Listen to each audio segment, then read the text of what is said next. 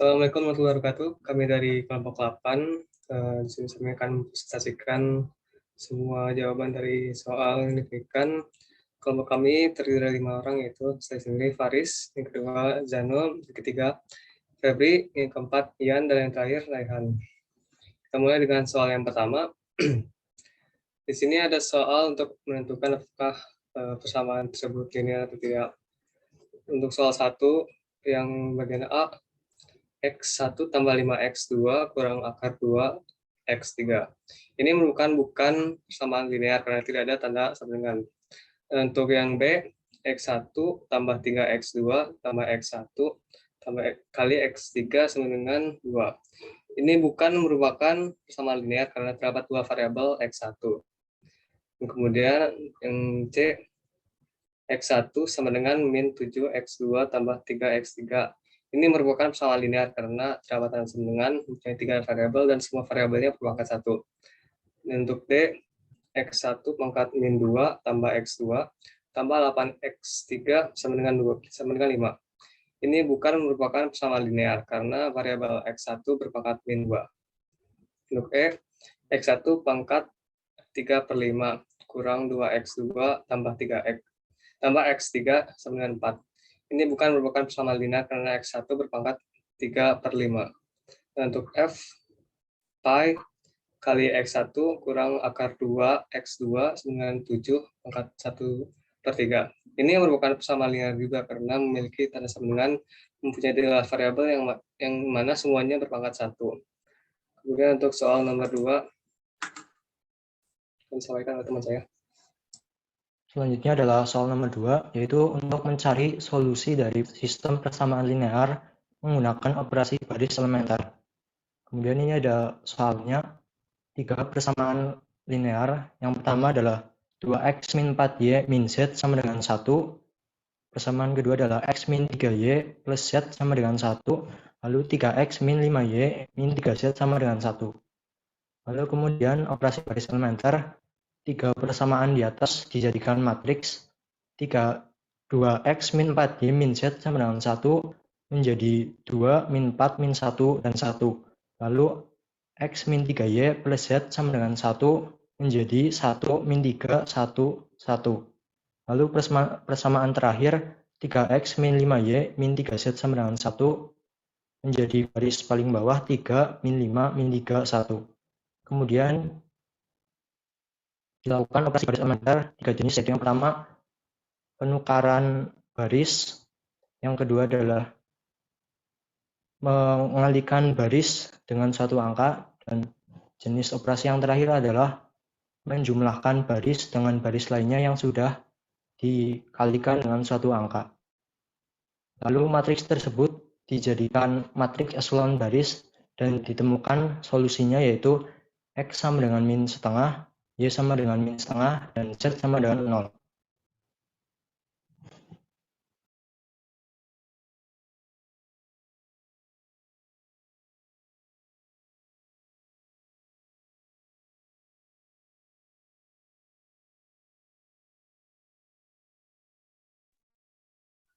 Selanjutnya adalah soal nomor 3, di mana di sini soalnya adalah ada sebuah gambar yang menunjukkan jaringan di mana kecepatan aliran dan arah aliran di cabang tertentu. Lalu kita disuruh untuk menentukan besar laju aliran dan arah aliran di cabang yang tersisa. Di sini terdapat 3 cabang yang belum diketahui besar dan arahnya, yaitu ada cabang X1, X2, dan X3. Yang pertama kita lakukan adalah menambahkan arah sembarang, di mana di sini X1 dibuat arah sembarang ke arah sirong kiri bawah, X2 ke arah sirong kanan bawah, dan X3 ke arah sirong kiri atas. Setelah menentukan arah sembarangnya, maka dapat ditentukan sebuah sistem persamaan linearnya. Yang pertama ada di titik atas, di mana jalur 50 ini dibagi menjadi 2 cabang, X1 dan X2. Sehingga persamaannya adalah 50 sama dengan X1 plus X2. Lalu di titik sudut kanan, dapat 2 cabang X2 dan 50 yang saling bertemu lalu menjadi satu jalur sebesar 60. Maka persamaannya adalah X2 tambah 50 sama dengan 60. Lalu di titik bawah dapat aliran 40 yang kemudian terbagi menjadi dua cabang, yaitu X3 dan 50. Persamaannya adalah 40 sama dengan X3 ditambah 50. Lalu yang terakhir di titik kiri, sini terdapat dua cabang, yaitu X1 dan X3 yang bertemu lalu menjadi satu jalur sebesar 30. Persamaannya adalah X1 plus X3 sama dengan 30. Setelah itu, sistem persamaan linear ini dapat diselesaikan dengan menggunakan teknik substitusi. Yang pertama adalah di persamaan X2 ditambah 50 sama dengan 60, maka X2 sama dengan 60 kurang 50, X2 sama dengan 10.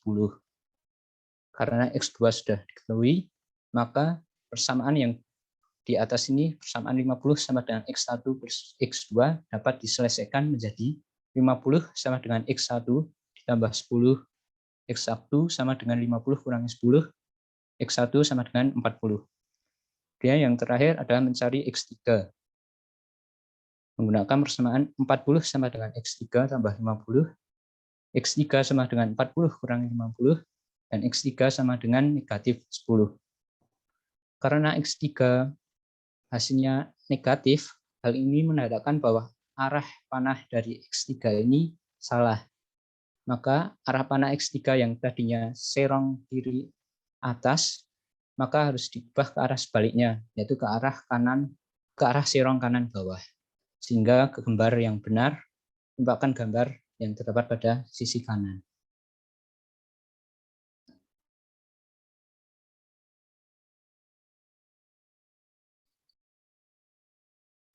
Oke, untuk soal yang nomor 4, kita untuk yang pertama, yang A, kita harus menyiapkan sistem linear untuk menghitung yang belum diketahui seperti X1, X2, X3, X4, X5, dan X6. Untuk langkah pertama yang kita ambil yaitu kita cari X1 sama X3 karena yang masuk itu 200 dan itu terbagi kepada dua cabang, maka kita bisa bagi 200 itu menjadi dua, yaitu 100 dan 100, sehingga X1 dan X3 bisa terdapat nilainya. Jika X1 dan X3 sudah mempunyai nilai, kita bisa mencari X2 yang selanjutnya, yaitu dengan cara menambahkan 100 dengan 25 dan menghasilkan X2, seperti persamaan pada gambar berikut. Terus kita kan sudah punya X3. Untuk mencari X4 dan X5 kita juga bisa menggunakan X3 ditambah 150 dan dibagi 2 karena kedua arus tersebut bertemuan dan terbagi menjadi dua cabang dan menghasilkan menghasilkan X4 yang bernilai 125 dan X5 yang bernilai 125.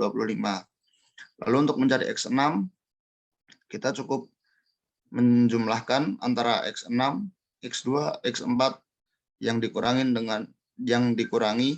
175 dan ditambah dengan X5 yang hasilnya harus sama dengan 200.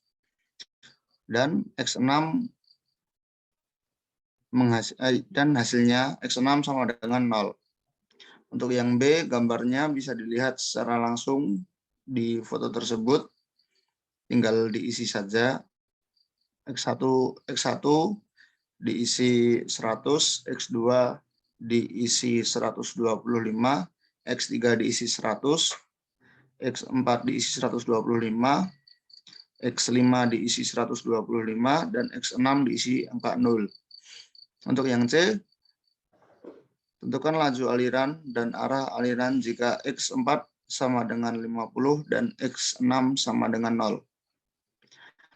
Oke, untuk yang C kali ini kita cukup mengubah X4-nya saja karena untuk X6 kita sudah sama nilainya dengan yang pertama. Kalau X4 diubah, maka yang berubah yaitu X5 yang hasilnya X5 menjadi 200 bernilai, lalu hasilnya sama dengan 200 ke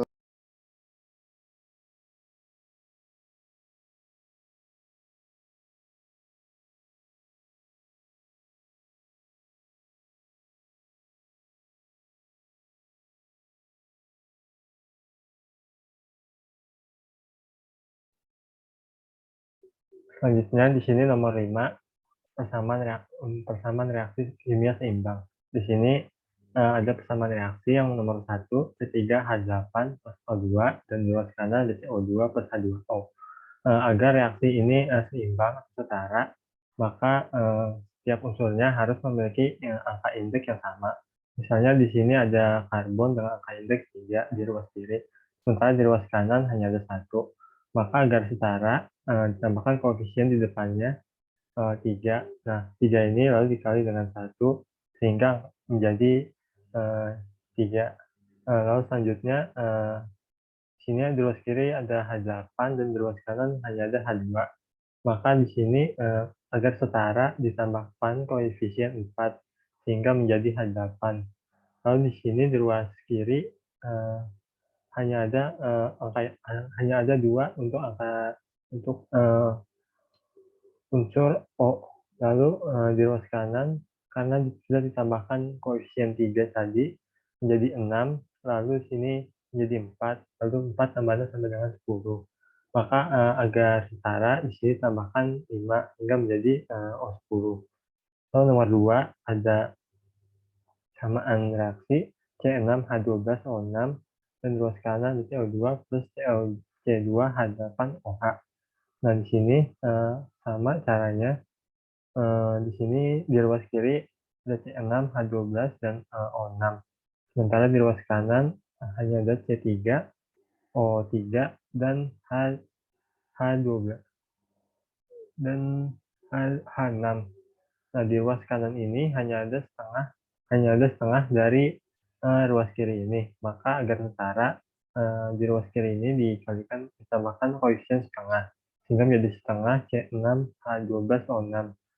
Lalu agar sama lebih baik, tidak boleh ada yang namanya desimal. Maka di sini dikalikan dengan 2 sehingga menjadi C6H12 dan O6 untuk ruas kiri, dan di ruas kanan menjadi 2CO2 plus 2C2H5 dan OH.